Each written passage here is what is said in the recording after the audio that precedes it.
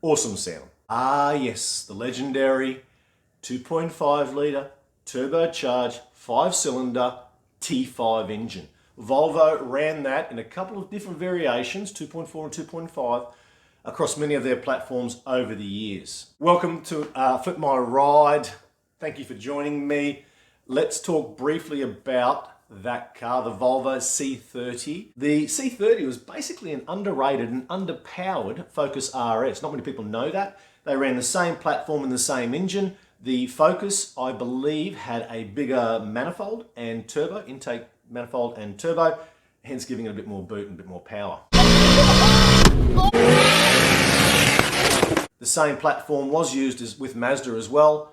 I think maybe, I could be wrong here, Mazda and Ford and Volvo, I think they were all co-ownership at that stage through Ford. I don't know, I'll have to double check that. Maybe someone let me know.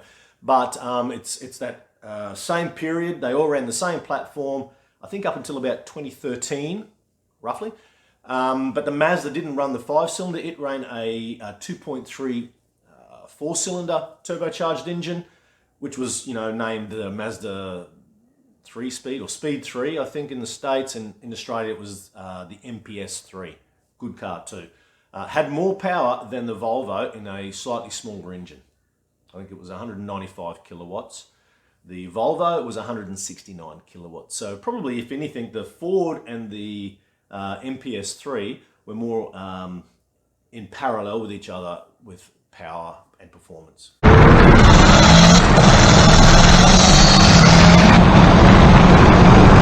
After owning a Volvo C30, I can understand why it was underrated. The car itself just didn't feel like a performance car. It was very big for a 2-door, 3-door hatch, however you want to call it. It felt very boat-like.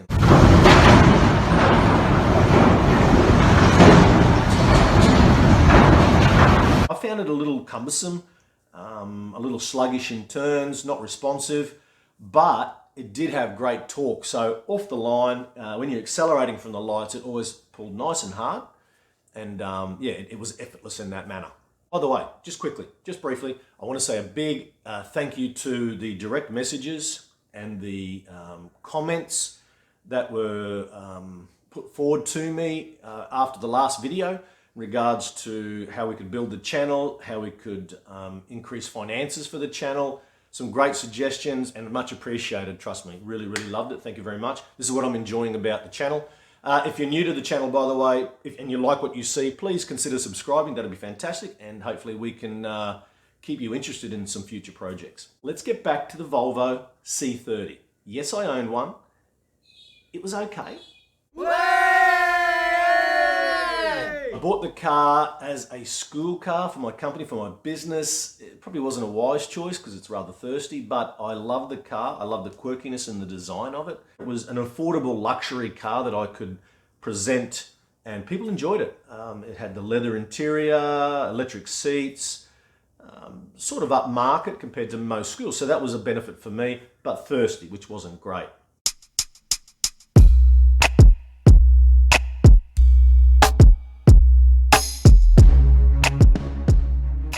The car worked hard for 3 years, almost to the day. We put on about 83,000 kilometres in that time. The last 12 months, it's cost me a little bit to keep it on the road. So I decided late last year to get rid of it. Running 2 cars, manual and auto, was just too difficult. The C30 was an automatic. So I went about starting to fix it up and repair it. So some of the filming you're going to see is from last year, and there'll be some from this year. Today's video is pretty much just to, follow me as I go down and get the suspension looked at. So sit back, hopefully enjoy it, and I'll catch you at the end. Go watch. I'm about to head off down to Fulcrum Suspension. We are getting the wheel alignment checked and fixed, I guess, again on the Volvo. It was supposed to be done at 184,000. We're at 189,000 kilometres. Plus, I had one of the tyres on the front was looking a little bit, it's still got plenty of tread on it, but it's just looking a bit choppy. So I don't want to wear those tyres out prematurely because I want to sell the car with whatever the car has on it right now without spending too many dollars. That's the trick.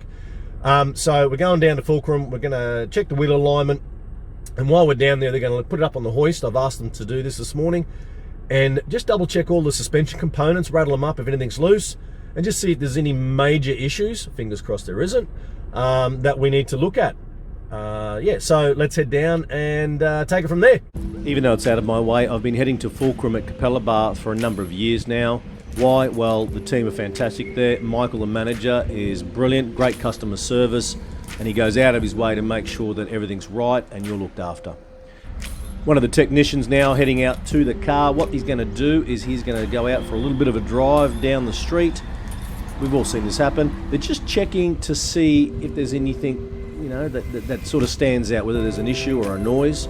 And then they bring the car back and hopefully they're going to be doing that wheel alignment.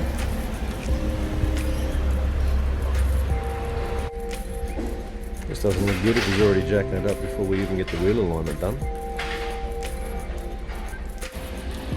Yes, that doesn't look good, having him under the car before it's even gone up on the hoist to get the wheel alignment. So I headed over to try and find out what was actually the problem, if there was one.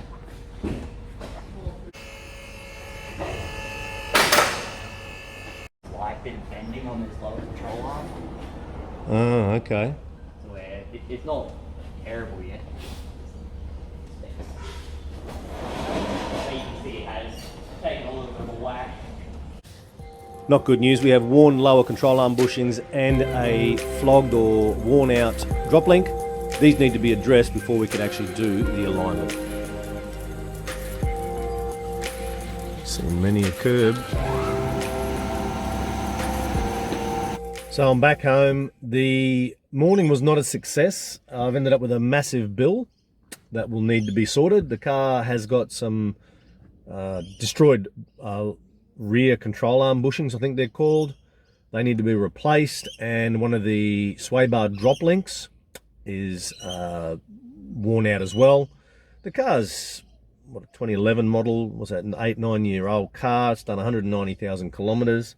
These things to be expected, but now I've got a $670 bill next Tuesday, and then it's going to the mechanics on Monday next week to have some stuff looked at. So this could end up throwing another $1,000 at me in costs to have it up to scratch to sell. Not really what I wanted, but what do? I don't want the car to be going out in the market as a piece of junk. I don't want it coming back on me. So I'll do everything I can that I can afford to do before we offload it. So yeah, back next Tuesday. I've come back home now to get ready for work. So yeah. It is take two for the suspension on the Volvo this morning. We've got some other issues happening. Went to the Volvo mechanic yesterday. The Volvo's had a lot of work done to it. Look, it's a hard-working car. It's on the road every day.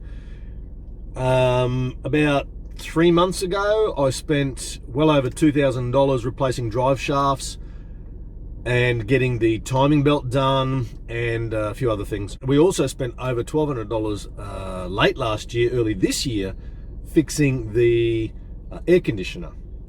It's now playing up again. So I went and saw the guys yesterday at GLT, and lovely blokes. And anyway, I got a quote back from them for $2,000 to do a compressor, a few other bits and pieces for the AC, all adds up, as well as a left engine mount, which I thought had been replaced, but it hasn't been replaced. When I flip this thing, it's not going to be for a profit, as I said. It's just going to be enough to pay out the lease and put a few dollars in my bank account, hopefully. Later. I've got 4 hours to kill, roughly. Hopefully they get it done in time. So I'm just going to wander around. I've got to do a couple of little odd jobs. So let's head off for the trek. Who would have thought this is out the back of the industrial parks? When I was a young bloke, I had a company that did concreting, and we worked here. I just thought I'd have a sticky beak while I'm out walking about.